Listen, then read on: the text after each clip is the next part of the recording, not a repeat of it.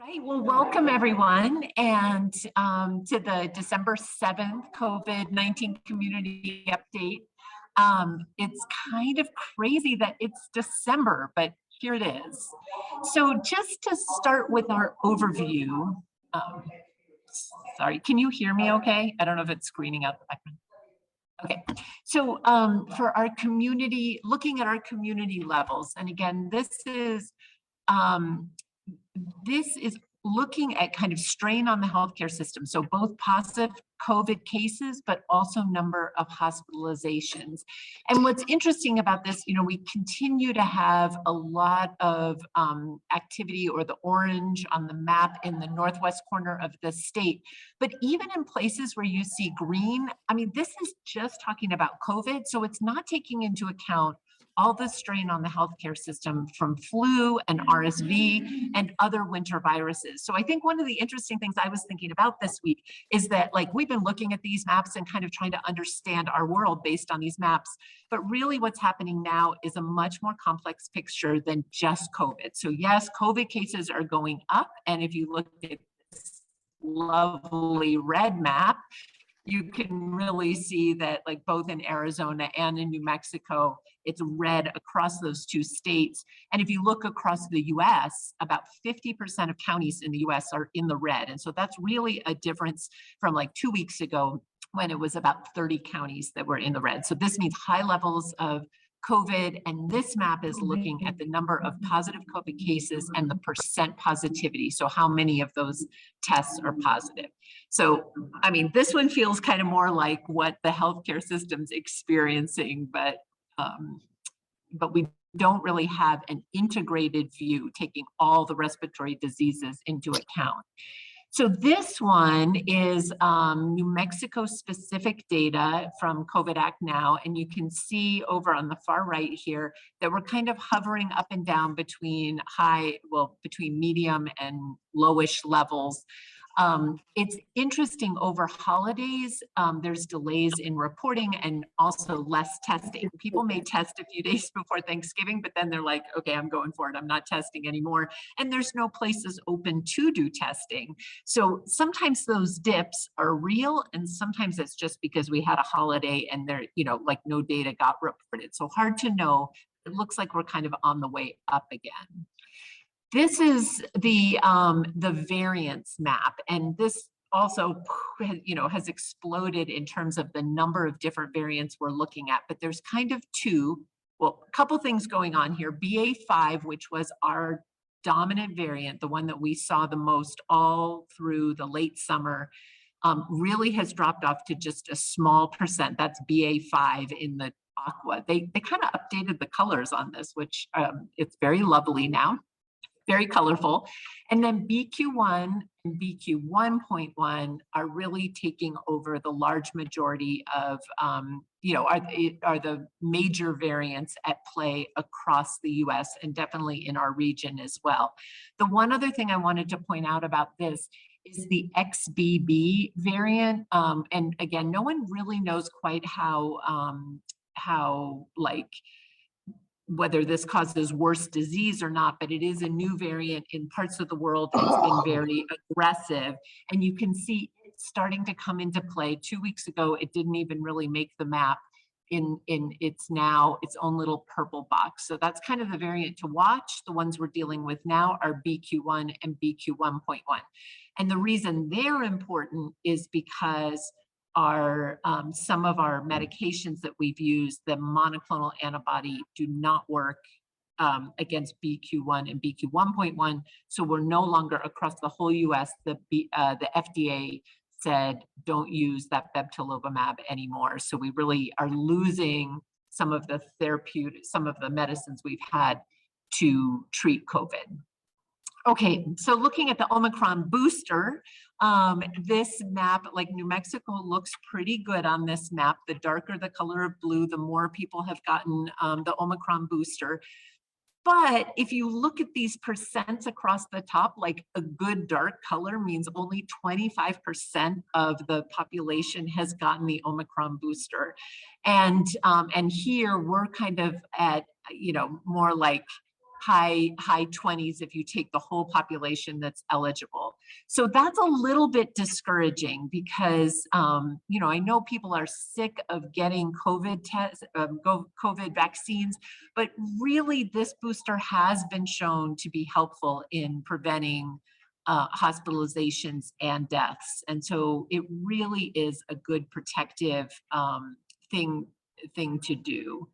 And you know, we are seeing both hospitalizations rise, and then deaths usually follow. This one, and whoops, sorry. I think this one is so looking at the population over 65, and the reason we did this map by over 65 is because age, and I mean, you know, I've said it a million times on this call, but age remains the single biggest risk factor that people have for bad outcomes from COVID, from COVID. So really, this is the most vulnerable population. This is the group that has experienced the most deaths. And if, you know, this is really the group that should be hearing the message loud and clear, get that Omicron booster and get your flu shot too. Everyone should get it, but this is the group that stands to lose the most if they don't get vaccinated. So you can see this is just looking by county across New Mexico of people who are eligible to get the Omicron booster, which means you had to finish your primary series.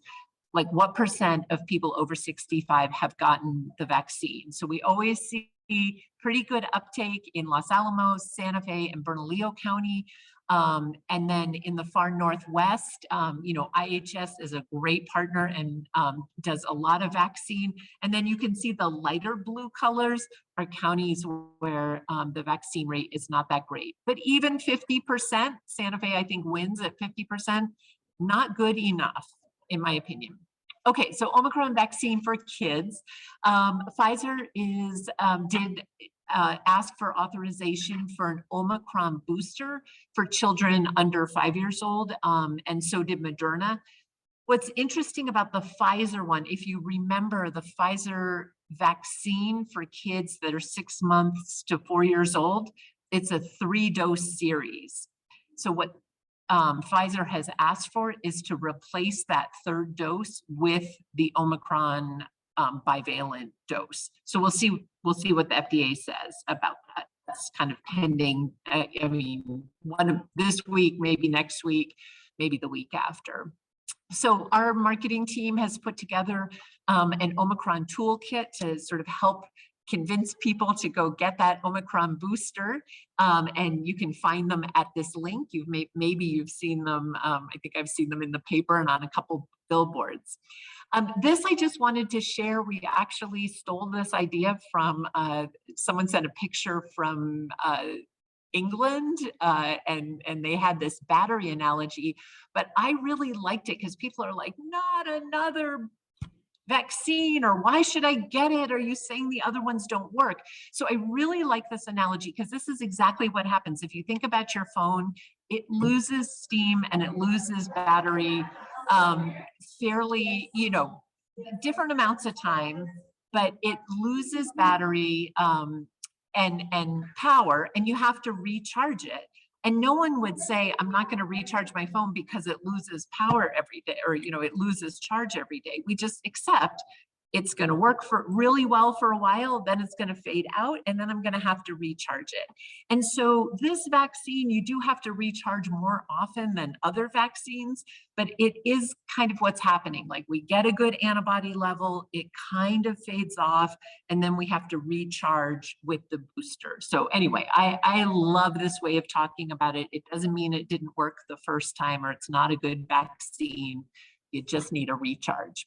This is talking about the medications. We covered this a little bit, but bebtelovimab is that monoclonal antibody that is, the FDA pulled it across the US, so it's no longer used.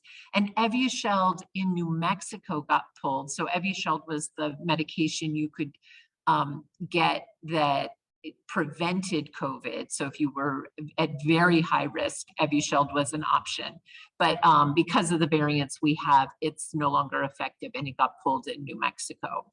So that leaves us with Paxlovid. And this is kind of complicated. This is an oral medication. Apparently it tastes absolutely horrible. And but it is really the #1 recommended medication now for people who have COVID and for people who are at high risk for COVID. And, you know, people talk about the rebound and the bad taste and the interaction with other medications and all these other things. But really, in study after study, it has been shown 88% effective in preventing hospitalizations and deaths. So I think our next challenge is like, how do you get it? Because primary care docs, of which I am one, but you know, they're not set up to see people like right that day. You have to start it within 5 days of having your symptoms. So by the time you get your test, you usually only have like 2 days left. So it is challenging. And you know, there are, for people with insurance, there are some telehealth options. What we have been saying to people, use our hotline because they can help you with some ideas and help your patients with some ideas. But if you work in a healthcare system and you can advocate, is there a way we can set up some system that people can get in and get this medication quickly? I think it really will save lives and definitely save strain on the healthcare system. The other great thing about Paxlovid is that there was a study that showed that people were less likely to develop long COVID if they took Paxlovid when they were sick. And I think that's a really interesting, and not just long COVID, like I continue to feel tired, but sometimes long COVID means like some pretty serious issues that come weeks and months after having COVID, things like heart disease and diabetes and whatever. So anyway, that it looks like it helps with that. So this is the plug for the hotline for help getting connected to Paxlovid. If we look at the other respiratory viruses that are really making it tough on our healthcare system in New Mexico, we've got RSV and flu is really, RSV probably in this region, we're reaching the peak, which is good, but flu is on the rise. It's just crazy. It's so much earlier. There's more hospitalizations, there's more cases. It's kind of what was predicted, that it would be a bad flu year, but the vaccine is a pretty good match. So again, get out there and or tell your peeps, get that flu shot. This is the map of flu activity. That dark purple is the highest levels of flu activity. And I mean, 2 weeks ago, this map was like had yellow and green. Across the US, we're really seeing lots of flu. There's been a surge in pediatric cases and hospitalizations in New Mexico, in this whole region 6, which is Texas, New Mexico, Arkansas, and Louisiana. It's really been rough with hospitals being completely full. So the Department of Health did declare a public health emergency because of the rise in respiratory viruses. It's mostly giving hospitals a way to work together. It doesn't mandate masks, but it once again really encourages people, you know, if you're sick, stay home. And if you don't go visit family, if you have symptoms, get tested, wear a mask indoors. So just reminding people that those good habits we had for COVID work for all the other respiratory viruses as well. So then this is a graphic from the CDC, protect your child from RSV. And again, it's those same good practices that we've used for COVID for years, nothing new here. Washing hands, interestingly, I don't see a mask on here, but cover your cough and sneezes, disinfect surfaces, avoid touching your face, and stay home when you're sick. And masking does work.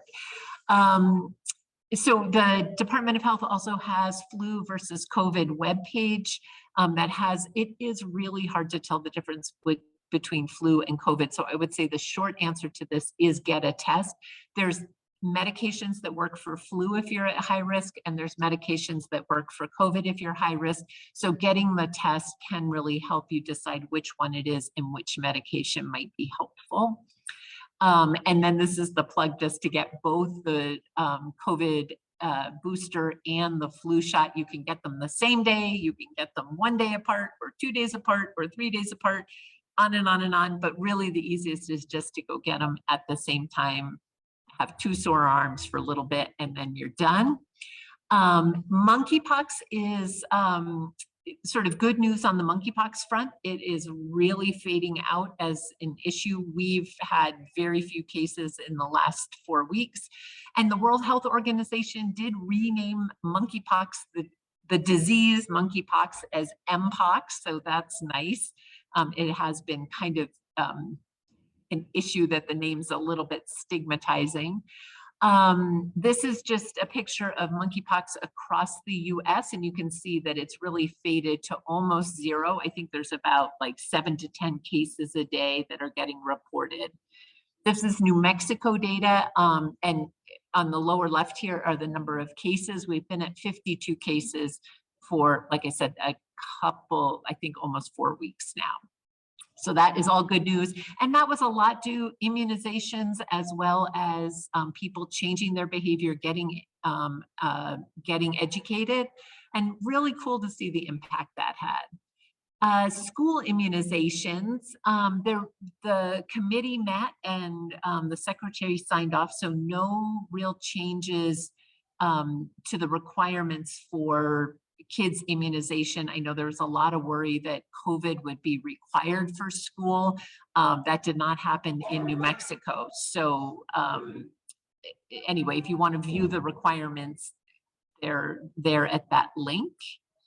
So of course, on the school front, we're recommending flu, recommending COVID. Those aren't required. And even HPV, which is another vaccine that just has done a huge amount of good across populations in decreasing cancer, not required, but still a good idea for everyone. So anyway, thanks for listening, and I'm going to stop sharing. Thanks to Liesl for the amazing slides.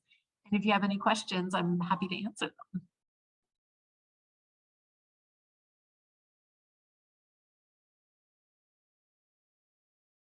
Hi, it's Ife. I do have a question. I don't know if Dr. Miranda can answer it.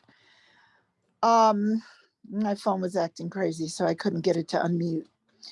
I wanted to find out, because there is something going around in the community, and you might have said this before I got on, that it doesn't test as COVID, doesn't test as flu, but you are sick as a dog. I mean, I have people that are down with it. I was down with it. My husband's down with it. Fever, the whole 9 yards. But we're calling it the crud because we don't know what else to call it. It almost takes you to the point of maybe RSV. You feel like you might have COVID. I tested 3 times, all negative. Same thing with my family members who came down with it, or with people that I work with that came down with it. It produces a lot of phlegm, fever. Some people get sore throat. I didn't get the sore throat. I got the phlegm and the fever. And but the doctor told me straight, he doesn't know what to call it. So what is that? I mean, has anybody else experienced that? That's my question. Sorry, my phone just rang. So I think it's there are lots of respiratory viruses. There's one even called like para-influenza. And if there's kind of a cool, like Tricor, which is the lab that runs a lot of, it services a lot of New Mexico, they actually have a respiratory dashboard. So of all the tests that they're sent, and a lot of people will order a respiratory panel. So it tests for RSV and flu A and B and COVID and a bunch of stuff. And they have it on their dashboard, so you can kind of see some of the other possibilities. But a lot of docs, since there aren't treatments for para-influenza or even RSV unless you're hospitalized, a lot of docs aren't going to really send that. They're going to test you for COVID. And if you've done 3 tests for COVID and you had symptoms, it's probably not COVID. And then flu, the other thing to know about flu is a lot of the rapid flu tests aren't that great. So Just like with COVID, there's the group of flu tests that are kind of rapid antigen tests, and they are there in doctors' offices. And then there's also more like PCR level rapid flu tests, and they're more expensive. And I think they're starting to creep into doctors' offices. And I think like Walgreens, I was talking to one of the pharmacists there, and they're using more of a PCR test when they're doing rapid flu. Those are pretty good, but the rapid flu antigen tests really aren't that great, especially if you just go for one test. So anyway, sometimes it can still be flu, even if you test negative for flu, but there are just tons of other respiratory viruses that will give you that same cruddy feel and just what you described. There and we often don't know exactly which one it is, but maybe we can, I usually just Google tricor respiratory viruses, and each week they kind of post a new dashboard. So it's just kind of interesting to see all the possible things you could have, I guess. Wow, thank you. Yeah.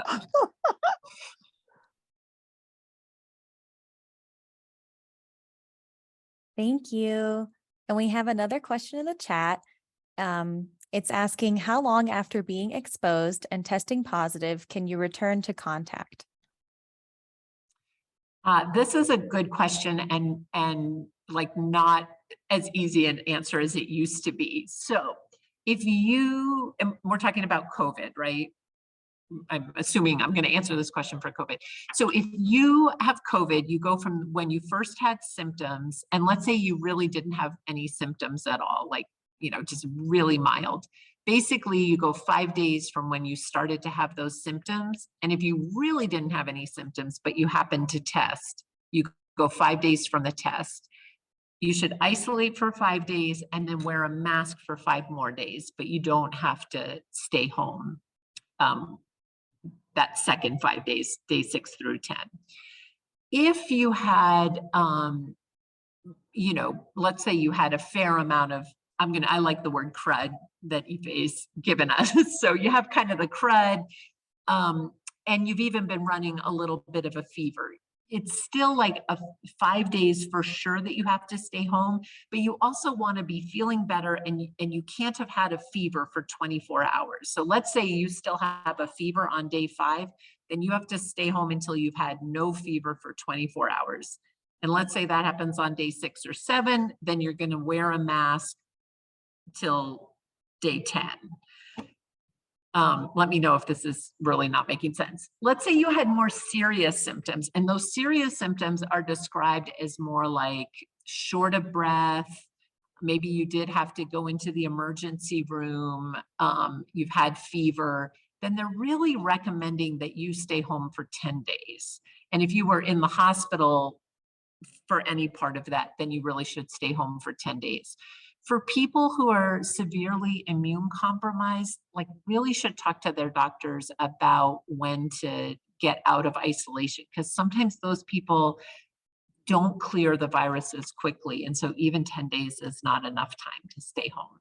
But I would say for the majority of us getting COVID, even feeling, lots of cough and sniffles and snot and all that, it's usually 5 or 6 days, and then wear a mask all the way till 10 days.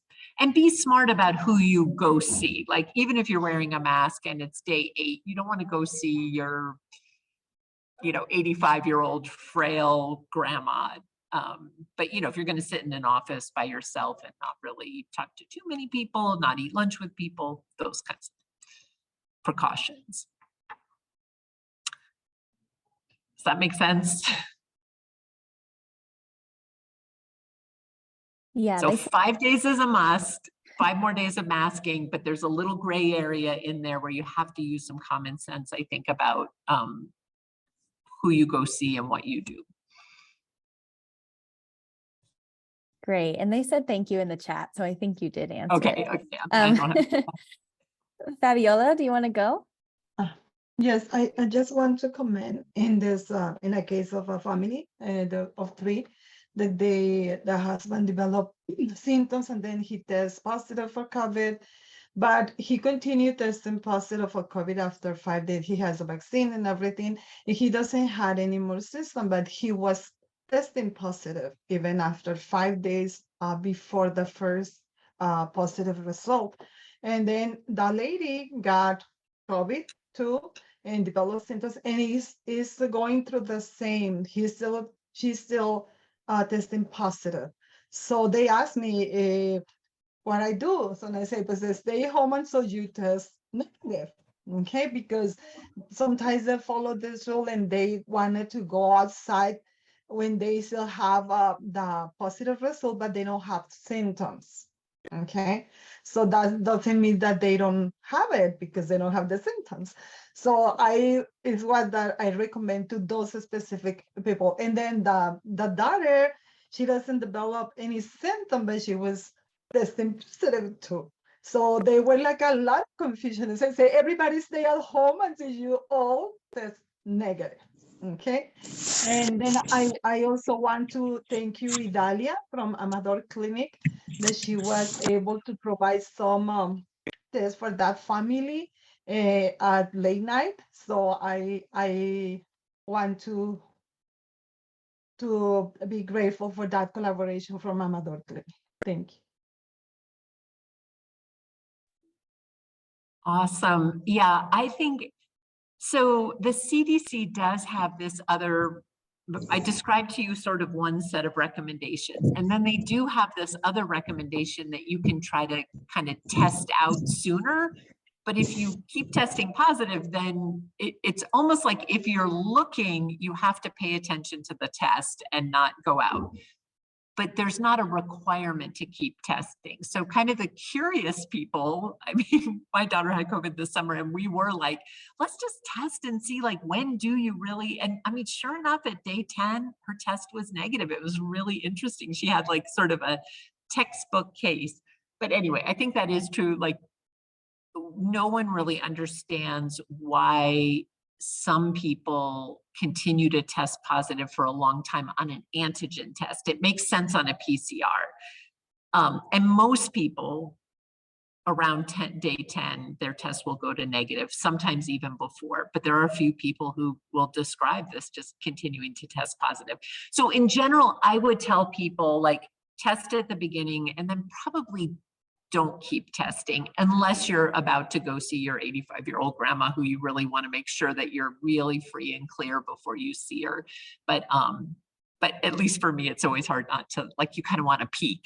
Let's just see, is it still positive today? So I can understand that. And then your testing just reminded me to you know, testing across the state in general is going down. There's less funding for it. Like Curative, that's been our big testing partner. They're leaving the testing business. So they sent notice to the state that they're wrapping up all their operations December 28th. So I think having tests at home, rapid tests at home, for if you start to have symptoms is a good idea. And I would just tell people, get on that Project Act, put in your info and get sent some so they're sitting on your shelf for when and if it happens that you have symptoms.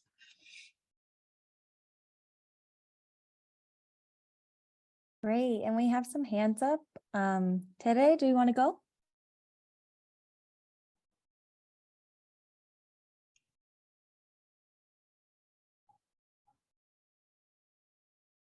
Harry Gerber, do you want to go? Sí, yo nada más quiero comentar que yo empecé ayer a tener síntomas de dolor de cabeza, dolor de garganta y me quedé en casa y me hice la prueba, me salió negativa y es como un resfrío.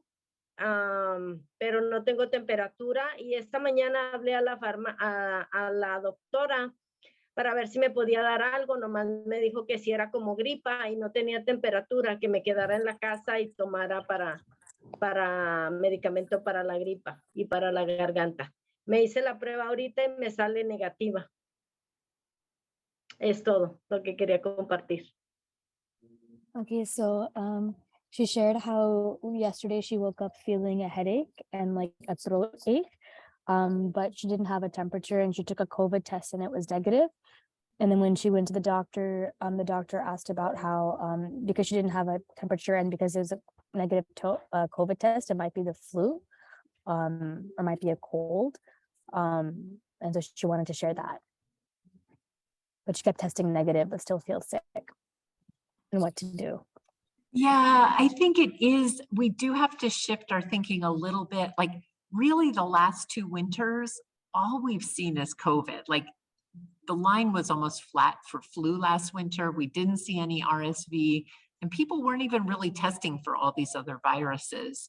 So I do think, I mean, I always say, like, I think medicine at one point shifted to COVID or not COVID. Those were the only 2 diagnoses. And now we've got everything back on the table. So the other thing is, I think we're really used to knowing, you know, you can do that COVID test at home and at least you know what you have. And now it's kind of hard because we're back to, you know, pre-COVID days where a lot of times you felt cruddy in the winter and everyone just kind of called it flu, but we didn't really know, you know, which virus it actually is. So I think we'll have to adopt Ife's winter crud virus to kind of encompass all the things that aren't testable for, aren't flu and aren't COVID. And just to the question of like, is it possible that COVID is transitioning to a kind of flu? I think that is right. I mean, it is a respiratory virus, so it gets like the nose, throat, chest. COVID, and that's kind of what flu does. That's what RSV does. That's what parainfluenza does, and this whole other list of viruses that can be tested for at TriCor. But I think what's interesting about COVID is that it really does seem, I mean, I think there's a lot more to learn about COVID, and it does affect other systems of the bodies, not for everybody, but, you know, for the long COVID, it is interesting. You know, there's the taste and smell, but there are like the people who end up with heart issues and like endocrine issues like diabetes. So I don't know. I think we will probably come to lump it in that group of winter flu viruses, but it does seem like it has some of its own unique and not very good features, because it causes this other group of problems for some people. Ife, do you want to jump in? Hi, I just have a quick question about the test kits that you get at home. How long are they good for? You know, there's some from last year that I have, and they're like sitting there looking at me, but the one that I used to test, I actually got new ones because I wasn't sure whether they were any good.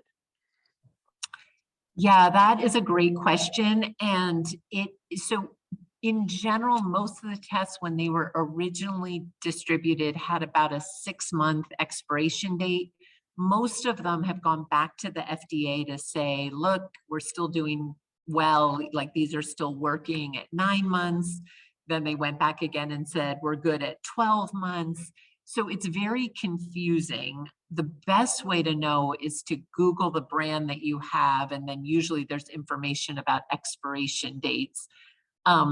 This is not official DOH advice, but probably in general, if they've been in a temperature controlled area, if you're using them for yourself, I wouldn't hand them out to people in a medical setting, but if you're using them on yourself, it's probably okay if that's all you have. I mean, you know, it's not going to hurt you to do it. And if it's positive, I would say it's still believable. Probably what you're getting is more false negatives if you have an out-of-date test. But obviously having a test that's not expired is better. And so the other thing I want to remind people is just that for Medicaid, you can go to the pharmacist, get tests. So people on Medicaid, if you pick them up from the pharmacy, you shouldn't have to pay any out of pocket if you're getting them, getting the home test. So another good way to get tests. So they have expiration dates on them. So we shouldn't follow those? So sometimes those expiration dates are wrong. They're never sooner, but some of them have been extended, and obviously they can't get back and like reprint the box. So a lot of them, like if it looks like it's just 3 months out of date, probably it's still good. And if you go to the website of that particular brand, like iHealth has kind of a whole like alert that most of their tests have been extended. If your test is like expired a year ago, then you can pretty much be sure that that one really is expired. But if the expiration date on the box is 3 months ago and sometimes even 6 months ago, a lot of times those are still good. They just rush to, they rush to get them out. And so they only tested them for like 6 months. Will they last for 6 months? Yep. So we're going to print that 6-month date on them and get them out. And then they've been kind of, watching and testing as now we reach 9 months since they were first manufactured and then 12 months since they were first manufactured. So it is worth I'm trying to check expiration dates. Okay, thank you. Yeah. Thank you. And we have one more question in the chat. Is it possible that COVID is transitioning to a kind of flu? Yeah, I think we kind of covered that, which is, yes, it'll probably lump into that winter flu bucket, although COVID doesn't seem to be only a winter respiratory virus, but yeah, it does seem a little bit different than flu. Great. Alma, do you want to ask your question?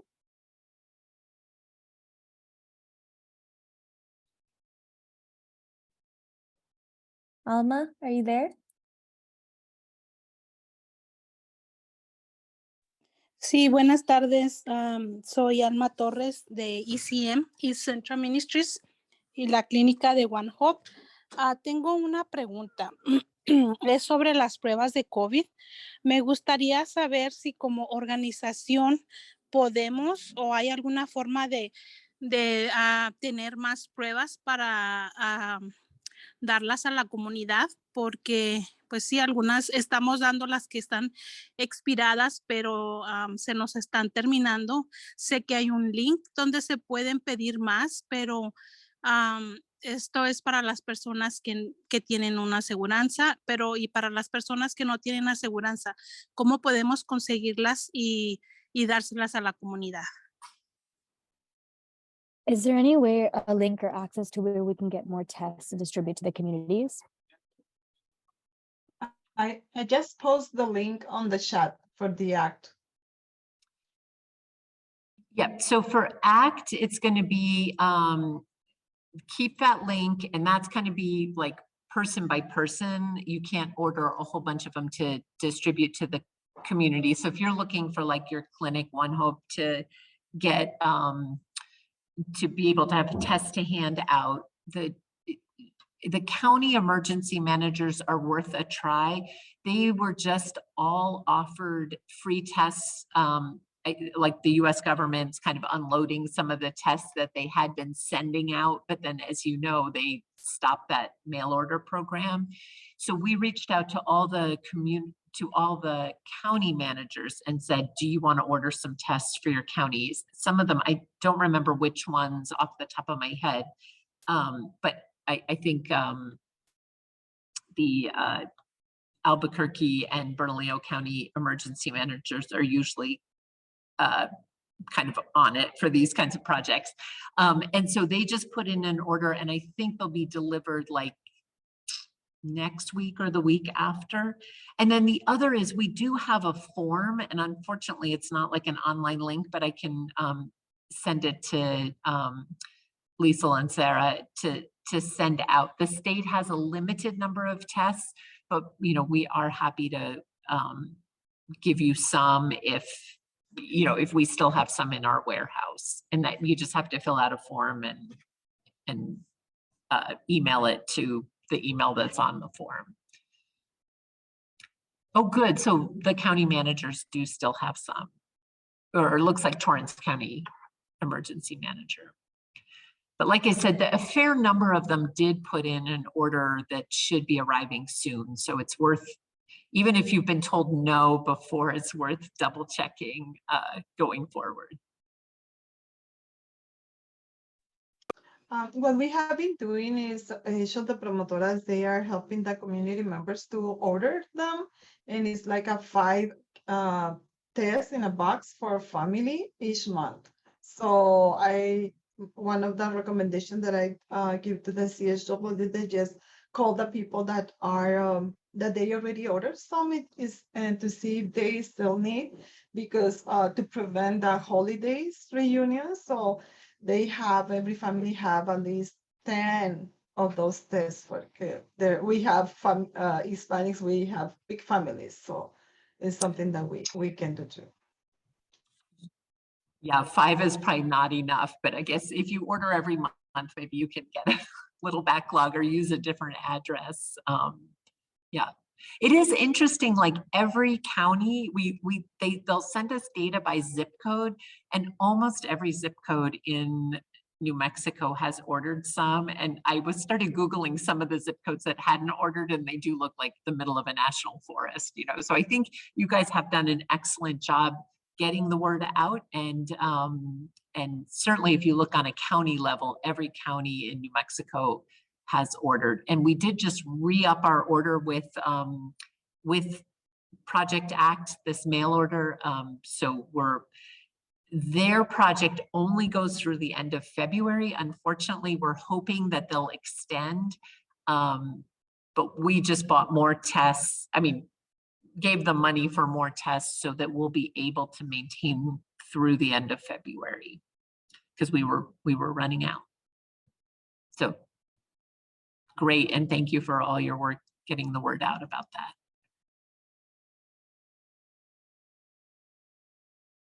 Thank you all so much. Are there any final questions?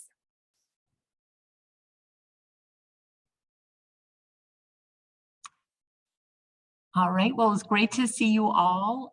Do we have a meeting in 2 weeks, or are we will that be the holidays already? Okay, I'll see you all in 2 weeks then. I'm gonna sign off because, like I said, I'm sitting in the middle of this common room that people keep peeking their heads into. So thank you, and see you in 2 weeks. Thank you, Dr. Miranda.